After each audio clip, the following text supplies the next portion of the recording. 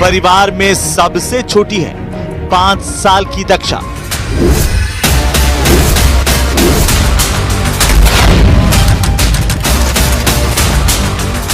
गुजरात के बनासकांठा में करीब 5 साल पहले दक्षा का जन्म हुआ। दक्षा जब तक बोलती नहीं थी तब तक सब कुछ ठीक था, लेकिन अब वो साफ शब्दों में कहती है कि ये उसका पुनर्जन्म है। सुनिए आप भी दक्षा ठाकुर कैसे अपने पिछले जन्म की कहानी सबको सुनाती है।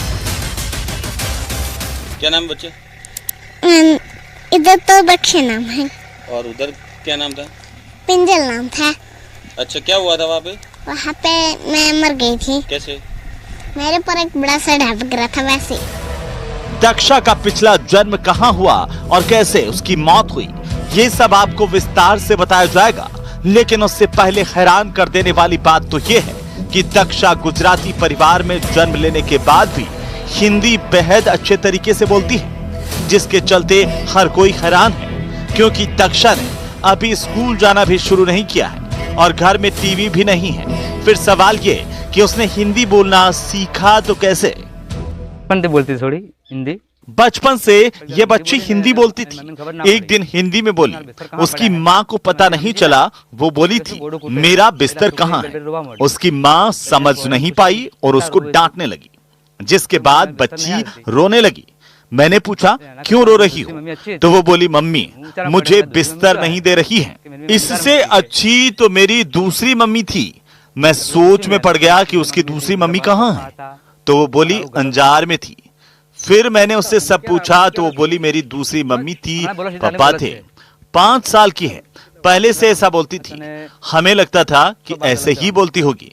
कुदरत का चमत्कार है या कुछ और, मुझे समझ नहीं आ रहा है। उसने स्कूल भी देखी नहीं। परिवार का कहना है कि दक्षा ने जब बोलना शुरू किया तो उसने बताया कि वो कच्छ के अंजार की रहने वाली है और भूकंप के दौरान मलबे में दबकर उसकी मौत हो गई थी। उसका कहना है कि उसके पहले जन्म के पिता एक केक फैक्ट्री में काम करते थे। बच्ची हिंदी में एकदम साफ बोलती है, जबकि परिवार गुजराती है। ऐसे में उसकी भाषा को समझ पाना शुरुआत में परिवार के लोगों के लिए मुश्किल भरा था। नॉनपढ़ती बोलती, हिंदी को खबर पड़ती ना कि आटलू हिंदी में जब बोले। वो हिंदी बोलती है, मुझे कुछ पता नहीं चलता कि वो आखिर बोल क्या रही। वो कहती है अंजार में जन्म हुआ था, बाल मंदिर में पढ़ने गई थी, भूकंप आया तो वो मर गई थी, फिर यहाँ जन्म लिया। काफी लोग आते हैं, स्कूल नहीं भेजी है, फिर भी हिंदी बोलती है। वो हिंदी बोलती है, मैं समझ नहीं पाती। ना साल 2001 में गुजरात में आए विनाशकारी भूकंप में कच्छ से हजारों लोगों ने अपनी जान गंवाई थी। लाखों लोग बेघर हुए थे। ऐसे में कई साल बाद बनासकांठा के एक छोटे से गांव खासा में जन्म लेने वाली दक्षा लोगों के बीच कौतूहल का मुद्दा बनी है। हालांकि अभी दक्षा के दावों की सच्चाई को परखा नहीं गया है, लेकिन फिर भी जिस मासूमियत से वो अपने पहले जन्म की बात बताती है वो यकीन को बेबस करती है। Bureau report, news 18 Rajasthan.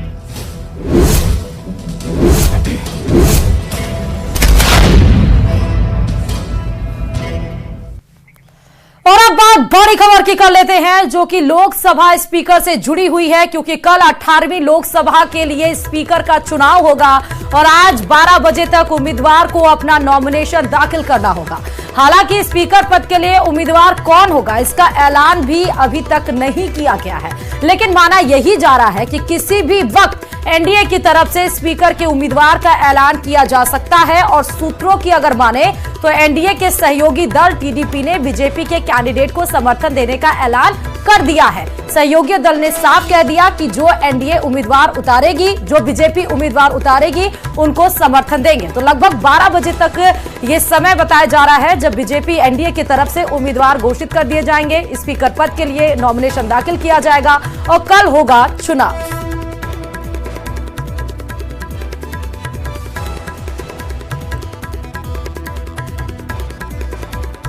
और आज 18वीं लोकसभा के पहले सत्र का दूसरा दिन है। सदन में आज 263 सांसदों को शपथ दिलाई जाएगी और 12 बजे तक स्पीकर पद के लिए नॉमिनेशन होगा। इसके पहले 17वीं लोकसभा के स्पीकर ओम बिरला ने अपना पद छोड़ दिया है। एनडीए की तरफ से स्पीकर पद को लेकर कई नेताओं की दावेदारी सामने आ रही है। हालांकि अभी तक किसी भी उम्मीदवार के नाम की औपचारिक घोषणा नहीं की गई है और 18 जून को राजनाथ सिंह के आवास पर एनडीए के सहयोगी दलों की बैठक भी हुई थी। भरसक इसी मसले पर डिस्कशन हुआ था। आज एनडीए के तरफ से उम्मीदवार की घोषणा की जाएगी। ये 4 तस्वीरों के माध्यम से समझिए कि आज 18वीं लोकसभा के दूसरे दिन क्या होने वाला है। कल नवनिर्वाचितों के साथ प्रधानमंत्री नरेंद्र मोदी ने शपथ ली और आज बचे हुए सांसदों की शपथ दिलाई जाएगी। 263 है। उसके बाद स्पीकर का चुनाव कल होगा। आज नॉमिनेशन दाखिल किया जाएगा। उसके बाद ओम बिरला जो कि 17वीं लोकसभा के अध्यक्ष थे, उन्होंने अपने पद को छोड़ दिया है। आज नए स्पीकर का संभवतः ऐलान किया जाएगा।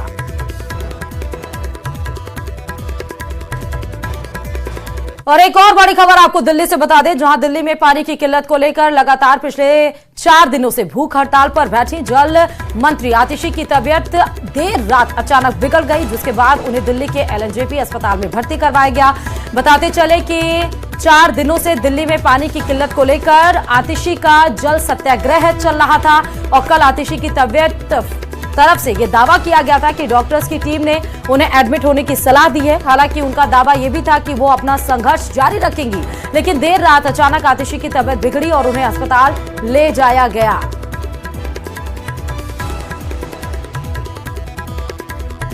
और नीट पेपर लीक मामले की जांच में बड़ा खुलासा हुआ है। सूत्रों के मुताबिक जैसे ही परीक्षा की तारीखों का ऐलान होता, वैसे ही आरोपियों ने परीक्षा को लुभाने के लिए व्हाट्सएप ग्रुप बनाया था।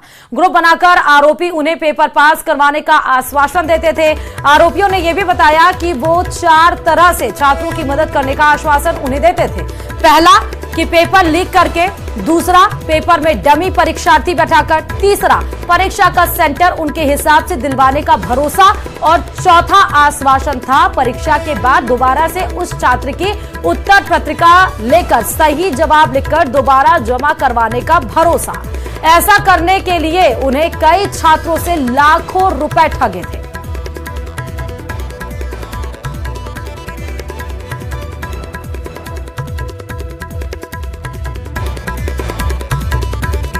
और अगली जो खबर है वो भी नीट मामले से जुड़ी हुई है, जहां महाराष्ट्र के लातूर से पुलिस ने एक और टीचर को हिरासत में लिया है। कल भी पुलिस ने जिला परिषद के एक टीचर को गिरफ्तार किया था। आरोपी जलील पठान को कोर्ट में पेश किया गया था, जहां से उसे 7 दिन की पुलिस हिरासत में भेज दिया गया और आज फिर यह कार्रवाई आगे बढ़ते हुए एक की गिरफ्तारी बताई जा रही है। नीट मामले में जिला परिषद के टीचर को गिरफ्तार किया गया था। जलील पठान गिरफ्तार, अब संजय जाधव भी। तो नीट पेपर लीक मामले में तमाम गिरफ्तारी हो चुकी है। महाराष्ट्र से जलील पठान की गिरफ्तारी, एक और गिरफ्तारी बताई गई है। अब बता दें कि उसे पूछताछ की गई थी। 7 दिन के लिए पुलिस को रिमांड भी दे दी गई है, उसे पूछताछ की जा रही है। तो ना सिर्फ गुजरात, ना सिर्फ महाराष्ट्र, बिहार, उत्तर प्रदेश, राजस्थान से इसके नीट पेपर लीक के कनेक्शन लगातार नजर आ रहे हैं। कई राज्यों से मिलकर इस संगठन को तैयार किया गया था पेपर लीक माफियाओं का। और जैसे जैसे ये कार्रवाई आगे बढ़ रही है, कड़ी दर कड़ी जैसे खुल रही है इसमें, उसके बाद से नए नए चेहरे सामने आ रहे हैं नए नए राज्यों से।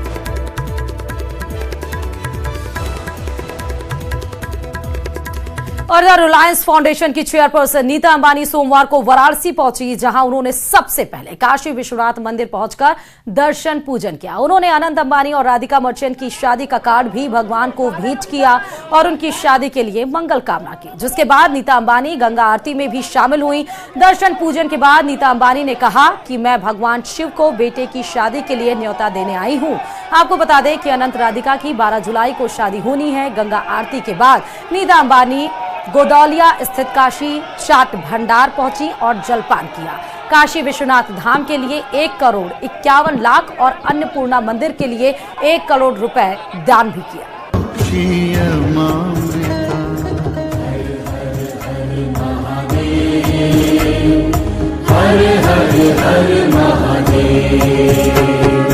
ओम त्र्यंबकं यजामहे सुगंध पुष्टिवर्धनम् उर्वारुकमिव बन्धना। तो ये 3 तस्वीरें आपको दिखा रहे हैं जहां काशी विश्वनाथ धाम पहुंची थी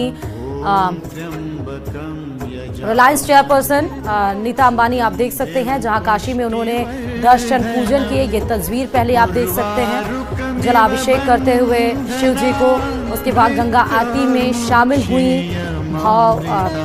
श्रद्धा भाव प्रकट करते हुए उसके बाद चाट भंडार में जलपान भी किया। वाराणसी का वैसे भी चाट भंडार बहुत ही ज्यादा प्रसिद्ध है और उसी का स्वाद चखते हुए तीसरी तस्वीर में आपको नीता अंबानी नजर आ रही हैं। बता दें कि 12 तारीख को 12 जुलाई को अनंत और राधिका की शादी है। उसी के प्रवेश में भगवान को न्योता देने के लिए काशी दर्शन के लिए पहुंची थी नीता अंबानी।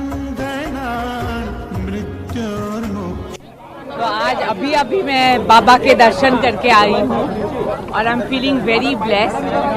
जैसे आपको मालूम है हमारे हिंदू धर्म में सबसे पहले भगवान का आशीर्वाद लिया जाता है।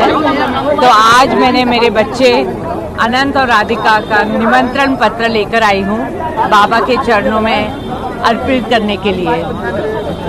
बहुत खुशी का समय भी है, पर ये यहाँ मैं 10 साल के बाद आई हूँ और यहाँ का बदलाव और विकास देखकर मुझे बहुत खुशी हो रही है। बहुत खुशी का समय भी है, पर ये यहाँ मैं 10 साल के बाद आई हूँ और यहाँ का बदलाव और विकास देखकर मुझे बहुत खुशी हो रही है। ये कॉरिडोर जो काशी विश्वनाथ कॉरिडोर है, नमो घाट है और जो सोलर एनर्जी है यहाँ और स्वच्छता, ये सब देखकर बहुत खुशी हो रही है। हर हर महादेव। लास्ट टाइम आप आई थी अपने बर्थडे पर आई थी, हाँ। उसके बाद आपने बदलाव का जिक्र किया, लेकिन काशी के लोग भी चाहते हैं कि बनारस को ऐसी कोई निशानी रिलायंस इंडस्ट्री दे के जाए ताकि सालों तक लोग उसको याद कर सकें। हाँ, तो यहाँ तो मेरा बहुत काशी विश्वनाथ मंदिर में तो मैं दर्शन करने आई थी 10 साल पहले, बट मेरा कारीगरों के साथ बहुत सालों से रिश्ता है। मैं अभी इसके बाद गंगा माँ की आरती के बाद वहीं जा रही हूँ सब कारीगरों से मिलने। रिलायंस फाउंडेशन और स्वदेश के मीडियम से हम उन्हों लाइवलीहुड, रिस्पेक्ट और ग्लोबल रिकग्निशन देना चाहते हैं। हाँ, जरूर से मेरे बच्चे अनंत और राधिका के साथ मैं ज़रूर से आऊँगी यहाँ, एक बार शादी हो जाए उसके बाद। और बस मुझे तो ये माँ गंगा और भोलेनाथ बाबा अपने बच्चों पर और सभी भारतीयों पर उनका आशीर्वाद सदा रहे। और हर हर महादेव। मैं 10 साल पहले आई थी और अभी यहाँ मेरा सौभाग्य है कि मैं यहाँ गंगा आरती के टाइम आई हूँ और इतना अच्छा लग रहा है, इतनी शांति लग रही है मन में, बहुत ही सुंदर। दर्शन भी किए मैम आज बाबा विश्वनाथ के। मैम आप इन्विटेशन एक तरीके से लेके आई, यहाँ पर जो माहौल होता है लोग सब लोग आते हैं, अलग ही एंथुसियाज्म रहता है। क्या अनुभव हुआ आपको, अंदर से क्या फील है मैम, क्या कहना चाहिए? बस ये इतनी शक्ति है यहाँ और जो डिविनिटी में एक्सपीरियंस होता है that only one person can experience. Thank you. और अब आज झारखंड की कर लेते हैं। झारखंड के हजारीबाग में एनटीए के सिटी कोऑर्डिनेटर ने दावा किया है कि उनके स्कूल के ऊपर आरोप लगाए गए हैं। जो आरोप लगाए गए वो आरोप गलत है। स्कूल ने सभी नियम का पालन किया, लेकिन उन्होंने इस बात को स्वीकार किया कि प्रश्न पत्र लाने के लिए नेटवर्क गाड़ी का इस्तेमाल जरूर किया गया था। महज एक ड्राइवर के भरोसे संवेदनशील प्रश्न पत्र हजारीबाग भेज दिया गया था। पिछले दिनों प्रश्न पत्र लीक मामले में जांच करने के लिए ईओयू की टीम हजारीबाग आई थी। स्कूल समेत कई जगह जो संदिग्ध थे वहां जांच की गई और जांच के दौरान यह पाया गया कि प्रश्न पत्र पैकेट से छेड़छाड़ की गई है। बड़े ही बारीकी से एनवलप के पीछे हिस्से को काटा गया। आप ये तस्वीरें भी देख सकते हैं। हजारीबाग झारखंड। फिलहाल स्कूल की तरफ से, ओएसिस स्कूल की तरफ से ये दावा किया गया है, जो आरोप लगाए गए हैं वो गलत आरोप लगाए गए हैं, लेकिन जो पेपर भेजा गया वो एक ड्राइवर के भरोसे भेज दिया गया। शायद ये गलती थी। स्कूल क्वेश्चन पेपर आता है 5 तारीख को, जिस दिन एग्जाम होती है, और एग्जाम से 15 मिनट पहले क्वेश्चन पैकेज खुलता है। तो स्कूल की संलिप्तता कहीं यहाँ पॉसिबिलिटी नहीं है। और जैसे आप सभी को मालूम है कि ये क्वेश्चन पेपर जैसे कि न्यूज में आ रहा है, जैसे कि कई सारे माध्यम से पता चल रहा है कि पटना में 4 तारीख को ही अवेलेबल था। तो ये बहुत बड़ा जांच का विषय है कि 4 तारीख को तो क्वेश्चन पैकेट हमारे पास नहीं था, तो 4 तारीख को क्वेश्चन पैकेट जिनके पास था, 3 तारीख को क्वेश्चन पैकेट जिनके पास था, काइंडली आप जांच वहां करें।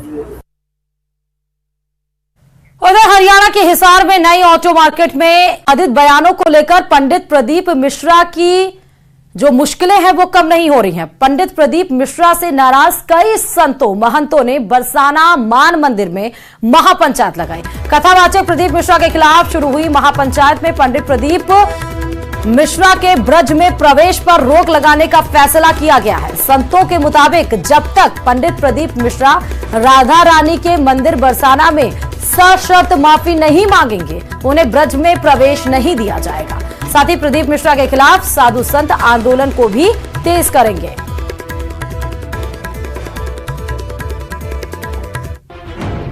पंडित प्रदीप मिश्रा के ब्रज में प्रवेश पर रोक। राधा रानी से माफी मांगने तक ब्रज में प्रवेश नहीं कर पाएंगे पंडित प्रदीप मिश्रा। ब्रज के साधु संतों की महापंचायत में तय किया गया है कि अगर प्रदीप मिश्रा बरसाना मंदिर में माफी मांगने आएंगे भी तो उन्हें बिना संतों महंतों की अनुमति के प्रवेश नहीं दिया जाएगा। इसके अलावा भी वो ब्रज के किसी भी मंदिर में प्रवेश नहीं कर पाएंगे। प्रदीप मिश्रा जल्दी से जल्दी मीडिया पर क्षमा याचना करे, माफी मांगे और बरसाना आकर के राधा रानी के मंदिर में नाक रगड़े और कहे मुझसे गलती हो गई है। यदि वो क्षमा कर मांगने आएगा तो ही प्रवेश करने दिया जाएगा, और केवल दर्शन करने आएगा तो उसे प्रवेश भी नहीं करने दिया जाएगा। दरअसल एक कथा के समय पंडित प्रदीप मिश्रा ने राधा रानी पर कई विवादास्पद बयान दिए थे, जिसकी वजह से ब्रज के साधु संत उनसे खफा हैं और इसी नाराजगी की वजह से उनके खिलाफ सोमवार को मथुरा के बरसाना में राधा रानी के मंदिर में महापंचायत बुलाई गई। अमेरिकी राज्य डकोटा में भीषण बारिश की वजह से कई नदियां उफान पर हैं। इस दौरान भीषण बाढ़ की वजह से एक रेलवे ब्रिज भी बह गया है। सामने आए वीडियो में नदियों में उफान दिखाई दे रहा है। पानी के तेज बहाव की वजह से नदी पर बना एक रेलवे ब्रिज उसी नदी में समा गया। बाढ़ को देखते हुए आसपास के इलाके को खाली भी करा लिया गया है। तो बाढ़ का कहर आपको अमेरिका के डकोटा में दिखाई पड़ रहा है। तेज बहाव की वजह से आप देखिए कि चारों तरफ जलमग्न हो गया है। भारी बारिश से उफान पर कई नदियां वो दिखाई पड़ रही हैं। यहां तक कि बाढ़ की वजह से रेल ब्रिज भी बह गया है। महाराष्ट्र में सरेआम लड़की की हत्या की तस्वीरें सभी के जहन में हैं और इस बीच एक और दिल दहला देने वाली तस्वीर सामने आई है। इस बार सरेआम एक आदमी की पत्थर से कुचलकर हत्या कर दी गई और इसी पर देखिए ये वारदात रिपोर्ट। महाराष्ट्र के वर्धा में एक सनकी ने दिन दहाड़े एक आदमी की पत्थर से कुचलकर हत्या कर दी। दिल दहला देने वाली इस वारदात का जो वीडियो सामने आया उसमें वो सनकी एक बड़े पत्थर से सड़क पर पड़े एक आदमी पर हमला करता दिखा। वो एक के बाद एक कई बार भारी भरकम पत्थर को सड़क पर पड़े उस आदमी पर मारता रहा। हैरान करने वाली बात यह है कि जिस वक्त वारदात को अंजाम दिया गया और इधर राजस्थान यूनिवर्सिटी में बने संविधान पार्क में ही गलत संविधान लिखा गया है। 19 जून को राज्यपाल कलराज मिश्र ने संविधान पार्क का उद्घाटन किया था। गलत संविधान लिखने को लेकर छात्र नेताओं ने यूनिवर्सिटी प्रशासन के खिलाफ मोर्चा खोल दिया है। देखिए रिपोर्ट।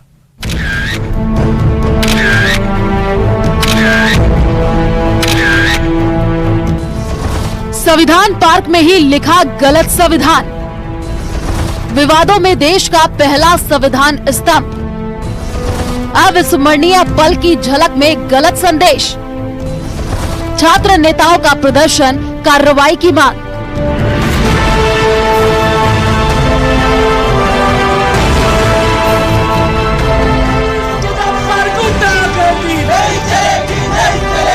3 करोड़ रुपए की लागत से राजस्थान की राजधानी जयपुर की राजस्थान यूनिवर्सिटी में बने हुए देश के पहले संविधान स्तंभ को संविधान की जानकारी के लिए बनाया गया था, मगर अफसोस की बात यह है कि संविधान स्तंभ के उद्घाटन के ठीक बाद यह विवादों में आ गया है। विवाद का कारण है इसके जो आर्किटेक्ट हैं उन्होंने इस पर ध्यान नहीं दिया, ना ही निर्माण समिति ने ध्यान दिया। जो संविधान के प्रोविजंस हैं, अलग अलग जो आर्टिकल्स हैं, उन्हें यहां पर गलत तरीके से दर्शाने की शिकायत जो है वो यहां के छात्रों ने और संविधान के विशेषज्ञों ने की है, जिसको लेकर के अब बखेड़ा खड़ा हो गया है। दरअसल राजस्थान यूनिवर्सिटी में 3 करोड़ रुपए की लागत से संविधान पार्क का निर्माण किया गया है। यहाँ स्तंभ पर संविधान के 22 भागों को लिखा गया है और इसमें घनघोर गड़बड़ियां की गई हैं। संविधान स्तंभ की डिजाइन बनाने वाले सिंसियर कंपनी के आर्किटेक्ट अनूप बरतरिया और यूनिवर्सिटी की लापरवाही से संविधान की मूल भावना के विपरीत गलत तरह की जानकारी दिखाई गई है। आप देख पा रहे हैं कि किस तरीके से यहाँ पर एक पार्ट 17 का जो आर्टिकल जो गलत लिखा गया था, जिसे आधी रात को जो है वो बदलने की कोशिश की गई, लेकिन छात्रों ने विरोध किया, जिसके बाद में ये निशान अब यहीं पर जो है वो नजर आ रहे हैं। इसके अलावा हम आगे की तरफ बढ़ेंगे तो आप देख पा रहे हैं अलग अलग आर्टिकल्स को यहाँ पर शो किया गया है। उच्च शिक्षा के सबसे बड़े संस्थान राजस्थान यूनिवर्सिटी के कैंपस की तस्वीर है, जहां पर एक देख पा रहे हैं कि संविधान स्तंभ के पार्ट 3 फंडामेंटल राइट्स जो है वहां पर भी इसमें छेड़छाड़ जो है वो की गई है विरोध के बाद में। और इसके जो अक्षर थे, जो यहाँ पर जिस तरह का जिक्र किया गया था पार्ट 3 के आर्टिकल्स का, फंडामेंटल राइट्स और तमाम चीजों का, उसमें जो गड़बड़ी संविधान विशेषज्ञों ने पकड़ी, उसे जो है वो यहां पर रंग रोगन करके मिटाने की कोशिश की गई। मामले का खुलासा हुआ तो आक्रोशित छात्रों ने यूनिवर्सिटी में धरना प्रदर्शन कर विरोध जाहिर किया। NSUI और ABVP ने सामूहिक रूप से कुलपति सचिवालय का घेराव कर प्रदर्शन किया। प्रदर्शनकारी छात्रों ने मामले में सीधे तौर पर आर्किटेक्ट अनूप बरतरिया और यूनिवर्सिटी की निर्माण समिति के खिलाफ कानूनी कार्रवाई और कुलपति से इस्तीफे की मांग की है। अनूप बरतिया का इतना प्रचार किया गया, जो बनाया आर्किटेक्ट की, उन्होंने फ्री में इसका निर्माण किया है। उन्होंने 3 करोड़ रुपए लिए ना, इस विश्वविद्यालय के जो 3 करोड़ रुपए छात्रों का पैसा है उनको लगाया है, और उसमें भी बहुत सारी गलतियां हैं। संविधान को ही आप लोगों ने चेंज कर दिया। कहने का मतलब संविधान की प्रस्तावना है पंथ निरपेक्ष, धर्म अखंडता जैसे शब्दों का यूज नहीं किया गया। हम भारत के लोग हैं, ऐसा हम शब्द को हटा दिया गया। आप खुद जाकर देखिए, जो भाग है कि फंडामेंटल राइट्स एंड ड्यूटीज का, उसको भी आप लोगों ने चेंज कर दिया। कहने का मतलब है बहुत सारी गलतियां हैं। जैसे आप खुद जाके देखिए, इमरजेंसी प्रोविजन है जो भाग 18 में आता है, उसको 17 कर दिया।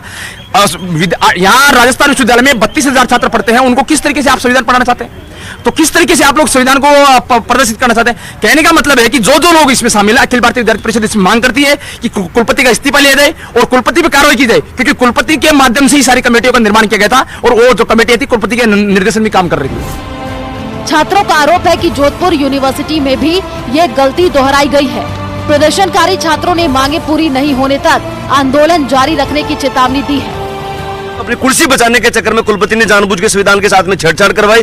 हम पुरजोर रूप से NSUI का एक कार्यकर्ता इसकी कड़ी निंदा करता है और तब तक NSUI का कार्यकर्ता टिका रहेगा जब तक आप संविधान की प्रकाष्ठा को चैलेंज कर रहे हैं, आप संविधान की प्रकाष्ठा को बदलना चाहते हैं। आप चाहते हैं कि मैं अपने हिसाब से इस विश्वविद्यालय को चलाऊं, कतई नहीं चलेगा कुलपति महोदय। जो भी लोग इस पूरे मामले में दोषी रहे, उसको लेकर के जो यूनिवर्सिटी का छात्र है, चाहे वो ABVP हो, चाहे वो NSUI हो, सभी लोग एक जाजम पर आकर के पूरी तरीके से इस मामले के विरोध में जुट गए हैं। और संविधान का जो स्तंभ बनाया गया है राजस्थान का पहला, वो चर्चाओं में आने की बजाय एक बार फिर से शुरुआत में ही विवादों में आ गया है। कैमरा पर्सन शेर सिंह के साथ लवली बधवा, न्यूज़ 18 जयपुर। और अब बात पाली से बड़ी खबर की कर लेते हैं, जहां पर आपको बताते चले कि नरेगा में एक फर्जीवाड़ा निकलकर सामने आया। दरअसल कुत्तों की फोटो लगाकर 9 मजदूरों की हाजिरी बताई गई है। बड़ी खबर आपको बता रहे हैं, नरेगा में फर्जीवाड़े की बड़ी खबर है ये, जहां पर कुत्तों की फोटो लगाकर 9 लोगों की हाजिरी दिखाई गई। NMMS ऐप पर कुत्तों की फोटो को अपलोड किया गया। 15 अप्रैल को मेट ने मजदूरों की हाजिरी लगाई थी। फर्जीवाड़ा पकड़ में आने के बाद भी कोई एक्शन इस पर नहीं हुआ। रानी पंचायत समिति के सेदरिया गांव का ये पूरा मामला है। तो रानी पंचायत समिति के सेदरिया का मामला ये है कि 9 मजदूरों के प्रेजेंस पर कुत्तों की फोटो लगाई गई है। ना सिर्फ कुत्तों की फोटो लगाई गई, बल्कि NMMS ऐप पर कुत्तों की फोटो को डाउनलोड भी किया गया। 15 अप्रैल को मेट ने मजदूरों की हाजिरी लगाई थी। फर्जीवाड़ा जब निकलकर सामने आया, हैरानी की बात तो ये है और सवाल भी यहाँ पे ये है कि फर्जीवाड़ा पकड़े जाने के बाद भी कोई एक्शन इस पर नहीं लिया गया है।